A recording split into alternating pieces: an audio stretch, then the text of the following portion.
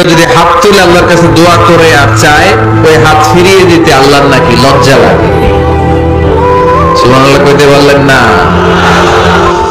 আবার দোয়া যখন করবেন আল্লাহর নামগুলো উচ্চারণ করে দোয়া করবেন। আল্লাহর অনেকগুলো চাও, হাত পাতবেন কার কাছে? ওয়া ইযা ইসতাআনতা ফাসতাইন বিল্লাহ। সাহায্য যদি চাও একমাত্র কার কাছে যাবা? আমাদেরকে সাহায্য করতে পারে কে? বিপদে পড়লে উদ্ধার করতে পারে কে? কবরে মাজারে পড়ে থাকা ব্যক্তি আমাদের উদ্ধার করতে পারে?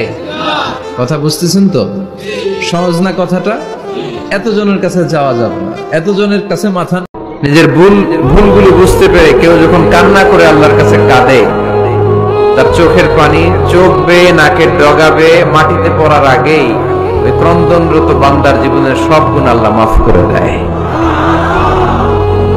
এজন্য কান্নার কোনো বিকল্প নাই, কাঁদতে হবে। ধন্যবাদ ভিডিওটা শেষ পর্যন্ত দেখার জন্য। প্লিজ সাবস্ক্রাইব করে চ্যানেলটির পাশে থাকুন। এমন ভিডিও পেতে লাইক কমেন্ট শেয়ার করে দিন। সকলকে অসংখ্য ধন্যবাদ ভিডিওটা শেষ পর্যন্ত দেখার জন্য।